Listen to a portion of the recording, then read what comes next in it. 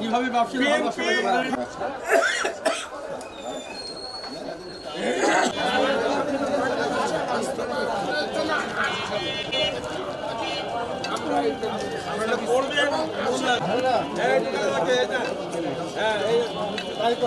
সামনে যায় কেন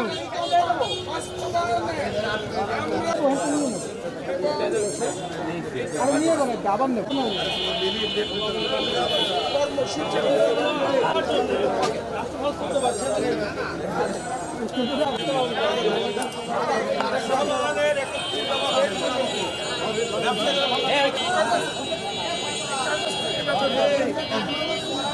আমাদের নেতা উনি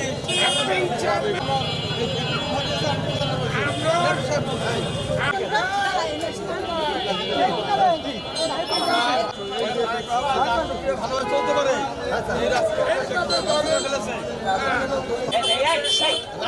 ভালো চলতে পারে।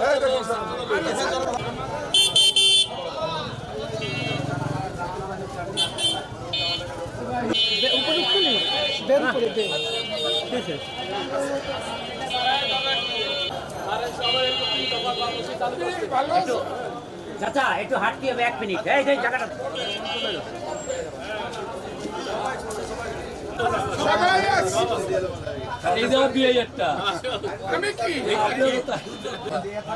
চা খাবো না সবাই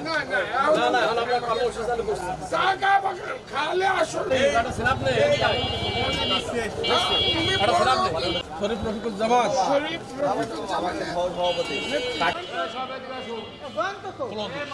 শেষ করছি।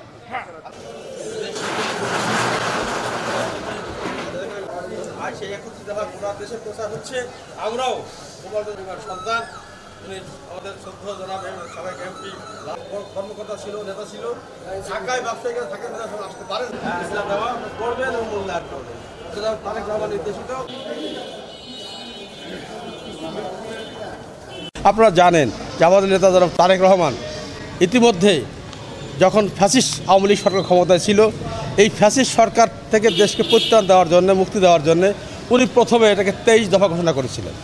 পরবর্তীতে এটাকে আরও ইমপ্রুভ করে আরও অধিকতর উন্নত করে 27 দফা করেন। পরবর্তীতে ফ্যাসিস্ট সরকার গত আগস্টের 5 তারিখে বিদায় নেওয়ার পরে অন্য অন্য সমমনা রাজনৈতিক দলের সাথে আলোচনা করে তাদের কিছু শর্ত বা তাদের কিছু প্রস্তাব গ্রহণ করে কমপ্লিট 31 দফা প্রণয়ন করেছে। এটা জাতির মুক্তির সনদ। এটা বিগত 16 বছর এই ফ্যাসিস্ট সরকার দেশটা ধ্বংস করে ফেলেছিল, তার থেকে রাষ্ট্রকে পুনর্মেরামত করার, উন্নীত পর্যায়ে নিয়ে যাওয়ার একটি মুক্তির সনদ। আমাদের নেতা তারেক রহমান ঘোষিত, জনাব ম্যাডাম খালেদা জিয়া নির্দেশিত পথে সারা দেশে ইতিমধ্যে এই 31 দফা লিফলেট প্রচার হচ্ছে। এটা কেন্দ্রীয় পর্যায়ে, বিভাগীয় পর্যায়ে, জেলা পর্যায়ে, থানা, ইউনিয়ন, বাজার পর্যায়ে এটা আমরা প্রচার করেছি। যে কোনো কেউ আমাদের বিএনপির যে কোনো নেতা, যে কোনো কর্মী, যে সমর্থক এই 31 দফা লিফলেট প্রচার করার অধিকার রাখে, সমর্থন রাখে এবং দায়িত্ব আছে। যে কেউ এটা প্রচার করো না কেন, আমরা বিএনপির পক্ষ থেকে আমরা সমর্থন করবো, সহযোগিতা করব। আজকে আমরা 31 দফার লিফলেট বিতরণে ইতিপূর্বে আমরা জনগণের আগ্রহ দেখেছি। তারা আগ্রহ সহকারে, সম্মান সহকারে গ্রহণ করেছে, অনেক ব্যাপক সাড়া দিয়েছে এবং তারা মন্তব্য করেছে যে এটাই রাষ্ট্র গঠন করার, আদর্শ রাষ্ট্র গঠন করার এবং ক্ষতিগ্রস্ত রাষ্ট্রকে মেরামত করার একমাত্র মুক্তি সনদ, একমাত্র ক্যাটালগ তারা গ্রহণ করায় আমরা তো উচ্ছ্বসিত।